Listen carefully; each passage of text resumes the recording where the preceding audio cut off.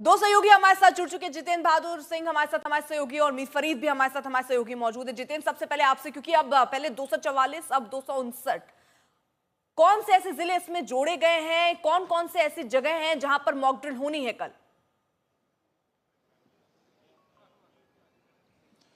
और देखिए अर्पिता, ये 244 जिले ही हैं। जो लिस्ट इस वक्त हमारे पास मौजूद है उसमें 259 जिले हैं, जो कि 2010 की है। लेकिन इसमें से बहुत सारे ऐसे जिले हैं जिनको कि कम किया गया है। अभी जो मीटिंग चल रही है वो 244 जो सिविल डिफेंस डिस्ट्रिक्ट्स को लेकर के है, वही मीटिंग चल रही है। और सबसे महत्वपूर्ण यह है कि इस बैठक में केंद्रीय गृह सचिव जो है वो मौजूद हैं, और सभी राज्यों को एक स्टैंडर्ड ऑपरेटिंग प्रोसीजर जो इसके लिए जो नागरिकों की सुरक्षा के लिए अपनाया जाता है, उसके लिए उनकी तरफ से निर्देश दिया जा रहा है। जो सूत्र बताते हैं कि जो राज्यों के चीफ सेक्रेटरीज हैं वो इस बैठक में जुड़े हैं।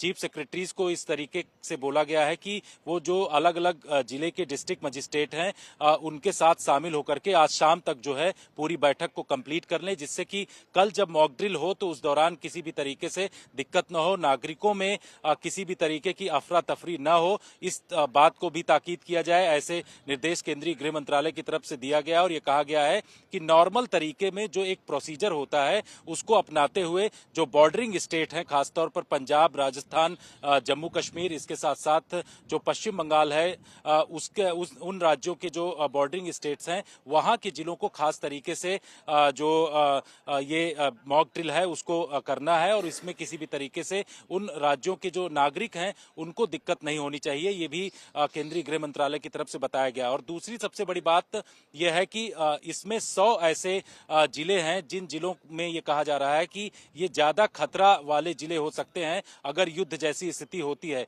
तो इन 100 जिलों में खास तरीके से तमाम जो सिविल डिफेंस, एनसीसी, इसके साथ साथ जो एनएसएस से जुड़े हुए लोग हैं उनको भी तैयार रहने के लिए कहा गया है कि इन इलाकों में जो पब्लिक है अगर सायरन बजता है तो उस दौरान छिपने के लिए उनको कहां पर जाना है, कौन से ऐसे प्रोटेक्टिव लोकेशंस हैं जहां पर उनको पहुंचाना होगा और उसके लिए किस तरीके से त्वरित कार्रवाई करनी होगी, इन तमाम चीजों की जानकारी जो है कल दिया जाएगा। और इसके लिए बाकायदे एक स्टैंडर्ड ऑपरेटिंग प्रोसीजर जो है केंद्रीय गृह मंत्रालय की तरफ से जारी किया जाएगा, जिसको कि लेकर के जो राज्यों के चीफ सेक्रेटरीज हैं वो वहां के जो प्रतिनिधि हैं जिलों के, उनसे बातचीत करके उस स्टैंडर्ड ऑपरेटिंग प्रोसीजर के आधार पर आगे कदम बढ़ाया जाएगा। तो इस तरीके के कदम इस वक्त बढ़ाए जा रहे हैं और इस बैठक का मुख्य उद्देश्य यही है। जितेंद्र, आप बने रहे हमारे साथ, आपके पास हम लौटते हैं। इस बीच में दर्शकों को बड़ी खबर देते हैं। दिल्ली में हलचल बहुत ज्यादा है क्योंकि बैठकों का दौर लगातार जारी है और प्रधानमंत्री नरेंद्र मोदी के साथ एनएसए अजीत डोभाल की बताया जा रहा है कि बड़ी बैठक है।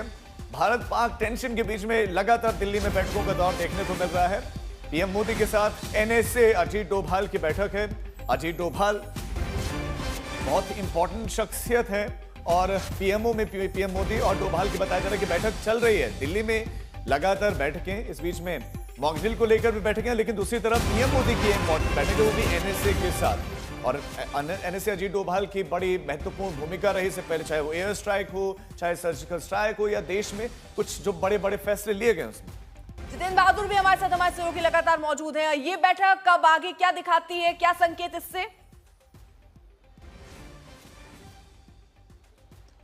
देखिए अर्पिता, एनएसए अजीत डोभाल जो है वो प्रधानमंत्री नरेंद्र मोदी से इस समय रेगुलर उनकी मीटिंग हो रही है। जिस तरीके का हालात इस वक्त बने हुए हैं पहलगाम हमले के बाद, कल भी हमने देखा कि शाम को प्रधानमंत्री नरेंद्र मोदी जो है वो प्रधानमंत्री कार्यालय पहुंचे और उसके तुरंत बाद जो है एनएसए अजीत डोभाल वहां पर पहुंचे और उनके साथ एक बैठक भी हुई। उसी दौरान केंद्रीय गृह सचिव भी उस बैठक में शामिल हुए। तो ये कहा जा रहा है कि जिस तरीके की सिचुएशन बनी हुई है, दिल्ली में बैठकों का दौर लगातार जारी है। इससे पहले हमने देखा कि सीसीएस की जो बैठक हुई, 2 बार सीसीएस की बैठक हो चुकी। रक्षा मंत्री राजनाथ सिंह ने तीनों सेनाओं के प्रमुखों से उनकी मुलाकात हुई। उन्होंने इस बैठक में तमाम सेना की तैयारियों के बारे में जायजा लिया। साथ ही प्रधानमंत्री, कोई ऐसा दिन नहीं गुजरता जिस दिन उनके द्वारा बैठक न किया जाए। कल भी हमने देखा कि रक्षा सचिव के साथ प्रधानमंत्री नरेंद्र मोदी की बैठक हुई और उसमें तमाम जो रक्षा तैयारियां हैं उनके बारे में जानकारी उनके द्वारा द्वारा लिया गया।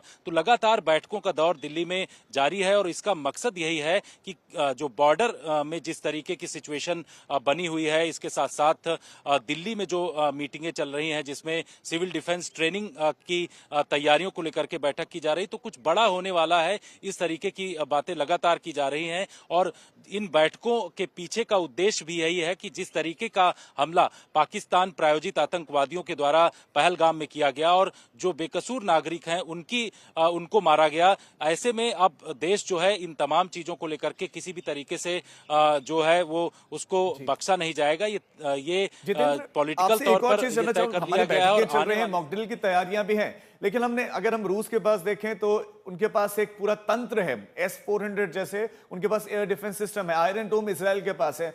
भारत की बात करूं तो ऐसे हमलों से बचने के लिए क्या हमारे पास इस तरह का तंत्र है?